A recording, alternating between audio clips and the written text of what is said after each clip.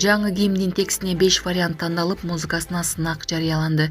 Маданият, маалымат жана жаштар саясаты министрлиги 25-июлда Кыргыз улуттук тарых музейинде мамлекеттик гимндин жаңы редакциясына текст тандоо боюнча түзүлгөн комиссиянын жыйыны болгонун билдирди.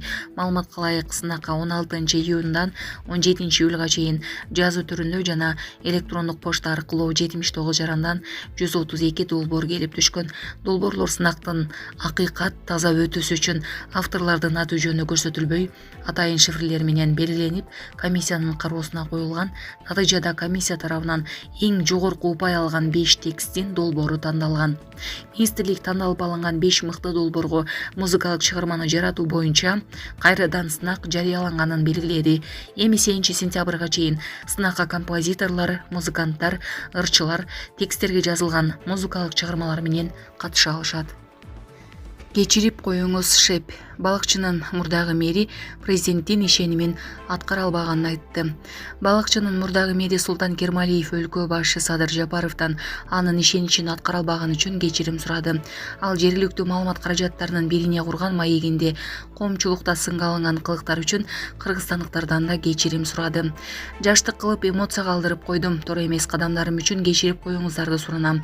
Президент Садыр Нуркожоевичтен да кечирим сурайм. Тажрыйбасыздыктан туура эмес кадамдарга барып, сиздин ишенимиңизди актай алган жокмун. Кечирип коюңуз, шеп, деди Кермалиев.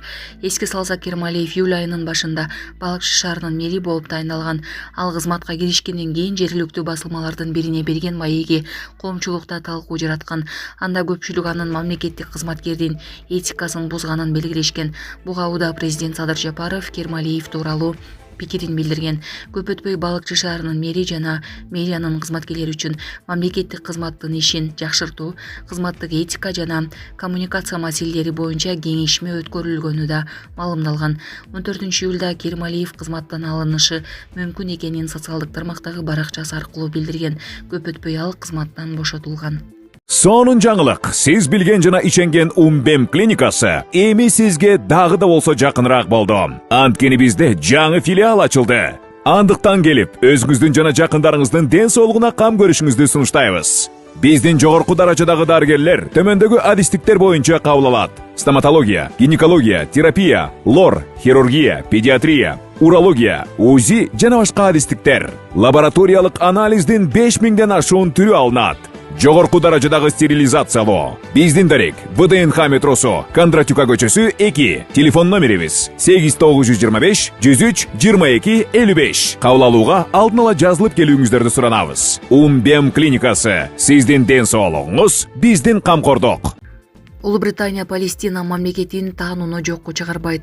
Британиянын премьер-министри Кир Стармер жакынкы чыгыштагы кырдаалды жөнгө салуунун жолдорунун бири Палестина мамлекетин түзүү экенин билдирди. Ал социалдык тармактардагы баракчасы аркылуу жасаган видео кайрылуусунда өнөктөштөр менен аймактагы кырдаалды жөнгө салууга багытталган конкреттүү практикалык кадамдардын үстүндө иштеп жатканын айтты. Палестина мамлекетин таануу бул кадамдардын бири болуш керек. Бул менин ачык позициям деп белгиледи Стармер. Маалым болгондой, Франциянын президенти Эммануэль Макрон Париж сентябрында буунун башкы ассамблеясында Палестина мамлекетин тааный турганын 2 күн мурун айткан. Жакынкы чыгышта адилеттүү жана туруктуу тынчтык орнотууга болгон тарыхый милдеттенүү мемдин негизинде мен Франция Палестина мамлекетин тааныйт деп чечтим, деп жазган Макрон социалдык тармактагы баракчасында. Франциянын президенти бул планына АКШ менен Израиль кескин түрдө каршы чыгышса, бир катар өлкөлөр Макрондун ниетин кубатташты. Алмамбет Чыкмаматов Кока-Коланын накта эместиги кантип айырмаласа болорун көрсөттү. Мамлекеттик салык кызматы 25-июлда Нарын шаарында акциздик маркалар боюнча рейд өткөрүлгөнүн кабарлап, видео жарыялады. Рейдке мекеменин төрагасы Алмамбет Чыкмаматов жана президенттин иш башкаруучусу Каныбек Тубанбаев катышкан. Жыйынтыгында мыйзам бузуулар аныкталып, тийишелүү чаралар көрүлгөн. Соода түйүндөрдүн биринен Чыкмаматов Coca-Cola суусундугунун накта жана накта эместигин кантип болорун көрсөткөн. Анын айтымында, суусундуктун идишинин капкагы жоң гана кызыл түстө болсо, анда накта эмес болот. Эгер капкакта Coca-Cola деген жазуу болсо, анда накта болот. Иранда террористтер соттун имаратына кол салышты. Ирандын Захидан шаарындагы сот имаратына Жайш ал-Адл тобунун террористтери кол салышты.